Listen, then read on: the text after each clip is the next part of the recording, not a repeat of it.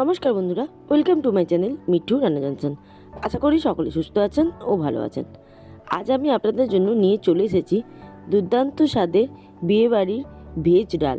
অনুষ্ঠান বাড়িতে যে আমরা ভেজ ডাল খেয়ে থাকি, সেই ভেজ ডাল আজ আমি আপনাদের জন্য নিয়ে চলে এসেছি। অনেকেই জানেন, কিন্তু আমি কীভাবে করছি তা আমি আপনাদের সাথে শেয়ার করছি। দেখতে থাকুন, আশা করি ভালো লাগবে। বর্তমান সময়ে অনুষ্ঠান বাড়িতে চাইনিজ মোগলাইয়ের চলন খুব বেড়েছে। চাইনিজ কিংবা মোগলাইয়ের থেকে এই বাঙালিয়ানার যে ভেজ ডাল, সেটা কিন্তু দারুণ লাগে খেতে। একবার অনুষ্ঠান বাড়ির মতো এইভাবে ভেজ ডাল করে খাবেন, দেখবেন অসম্ভব সুন্দর হয় এবং খেতে দুর্দান্ত হয়। তাহলে চলুন, আজ আমি আপনাদের সাথে অনুষ্ঠান বাড়ির মতো ভেজ ডাল করে দেখাচ্ছি। দেখতে থাকুন, আশা করি ভালো লাগবে। ভেজ ডাল করার জন্য এখানে আমি নিয়েছি 150 পরিমাণ সোনা মুগ ডাল, আর নিয়েছি ফুলকপি, কড়াইশুঁটি, গাজর, বিনস, টমেটো আর কাঁচা লঙ্কা। সমস্ত সবজি ধুয়ে পরিষ্কার করে কেটে নিয়েছি ছোট ছোট করে। তারপর গ্যাসে প্যান বসিয়ে প্যানে দিয়ে দিলাম সোনা মুগ ডাল। আপনারা নর্মাল মুগ ডাল দিয়েও করতে পারেন। আর দিয়ে দেব 2টো তেজপাতা। তেজপাতা আর মুগ ডাল হালকা লালচে করে ভেজে নেব। খুব বেশি লালচে করব না, হালকা করে নাড়তে নাড়তে যেই কালারটা একটু গোল্ডেন মতো হয়ে আসবে, সেই পর্যায়ে গ্যাস বন্ধ করে দেবো। দেখুন, হালকা করে নাড়তে নাড়তে বেশ সুন্দরভাবে মুগ ডালের কালারটা চেঞ্জ হয়ে এসেছে। এই পর্যায়ে গ্যাস বন্ধ করে খুব ভালো করে জল দিয়ে ধুয়ে পরিষ্কার করে নেবো ডাল। 2-3 বার জল পাল্টে পাল্টে ডালটা পরিষ্কার করে নিয়েছি। তারপর দিয়ে দেব পরিমাণ মতো জল, আর দিয়ে দেব সামান্য পরিমাণে লবণ ও হলুদ, আর দেব সামান্য পরিমাণে সর্ষের তেল। এবার সব কিছু খুব ভালো করে নাড়াচাড়া করে সেদ্ধ করে নেবো। খুব বেশি সেদ্ধ করব না, একটু শক্ত থাকবে সেরকমভাবে সেদ্ধ করে নেব। বেশ খানিকক্ষণ সেদ্ধ হয়ে গেছে। এই পর্যায়ে ওপর থেকে যে ফেনাটা ওঠে, সেগুলোকে আমি হাতার সাহায্যে তুলে তুলে ফেলে দেব। এবার দেখুন, ডালটা খুব সুন্দরভাবে সেদ্ধ হয়ে গেছে। প্রায় 70% মতো কুকড হয়ে গেছে। খুব বেশি নরম করব না। দেখুন, বেশ সুন্দর গোটা গোটা আছে আর সেদ্ধও হয়ে এসেছে। এই পর্যায়ে গ্যাস বন্ধ করে দেব। তারপর গ্যাসে বসিয়ে দেব কড়া গরম হয়ে এলে দিয়ে দেবো সামান্য পরিমাণে সাদা তেল। আপনারা সর্ষের তেলেও করতে পারেন। সামান্য পরিমাণে সাদা তেল দিলাম। এরপর তেলের মধ্যে দিয়ে দেব ফোড়নে আমি দিলাম জিরে আর শুকনো লঙ্কা।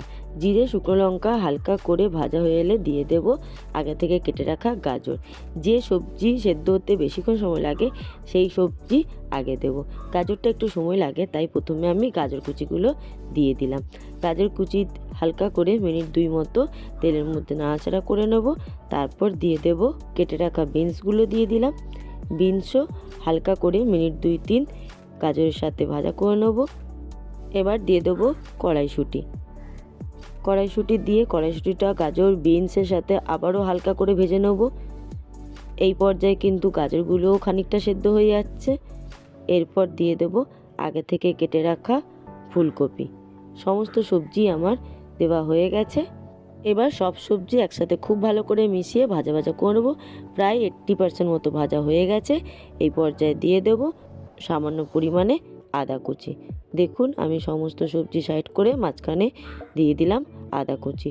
আদাটা আমি এখানে থেতো করে দিয়েছি, আপনারা চাইলে বাটাও দিতে পারেন। আর দিয়ে দেবো আগে থেকে কেটে রাখা টমেটোটা দিয়ে দেবো আগে থেকে কুচি করে রাখা লঙ্কা। আর সামান্য পরিমাণে লবণ দেব, আর দেব সামান্য পরিমাণে হলুদ। আমি ডাল সেদ্ধর সময় লবণ দিয়েছি, তাই পরিমাণ মতো বুঝে দিতে হবে। সবজি হিসাবে আমি লবণ দিলাম। এরপর সব কিছু একসাথে মিনিট 2-3 ভাজা ভাজা করে নেব। দেখুন, খুব সুন্দরভাবে সব কিছু একসাথে ভাজা ভাজা করে নিচ্ছি। ব্যাস, সমস্ত সবজি আমার খুব ভালোভাবে ভাজা হয়ে গেছে। প্রায় 90% মতো সেদ্ধ হয়ে গেছে, আর টমেটোটাও গলে গেছে।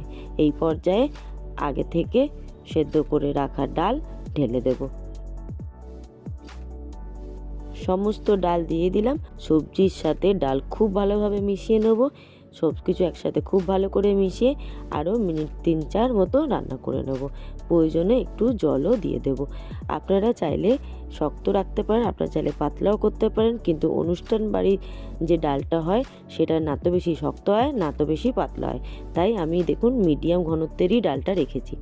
আর দিয়ে দেব সামান্য পরিমাণে চিনি। চিনিটা দিলে রান্নার স্বাদটা দারুণ সুন্দর হয়। আর দিয়ে দেবো সামান্য পরিমাণে গুঁড়ো গরম মশলা আর দেবো ভাজা মশলা। তারপর মিনিট 2-3 রান্না করে নেবো। নামানোর আগে দিয়ে দেবো 1 চামচ ঘি।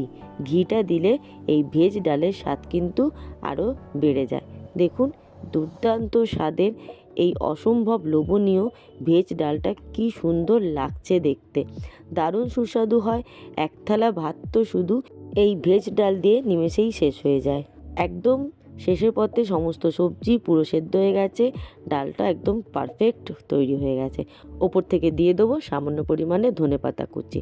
একদম রেডি টু সার্ভ আজকে আমার রেসিপি ভেজ ডাল। সমস্ত সবজির কালার পুরোই বজায় আছে, কোনো সবজির কালার ডিসকালার হয়নি। কতটা সুন্দর লোভনীয় দেখতে লাগছে দেখুন। যে কোনো অনুষ্ঠানের দিন কিংবা যে কোনো দিন দুপুরবেলা কিংবা যে কোনো পুজো পার্বণের দিন এইভাবে আপনারা অতি অবশ্যই ভেজ ডাল করে খাবেন এবং অপরকেও খাওয়াবেন, দেখবেন অসম্ভব লোভনীয় স্বাদ হয়। আজকে আমার এই ভেজ ডাল রেসিপি আপনাদের কেমন লাগলো অতি অবশ্যই আমাকে কমেন্ট করে জানাবেন। ভালো লাগলে একটি লাইক করে দেবেন। আর আমার চ্যানেলে নতুন বন্ধু হয়ে থাকলে আমার চ্যানেলটি সাবস্ক্রাইব করার অনুরোধ রইল।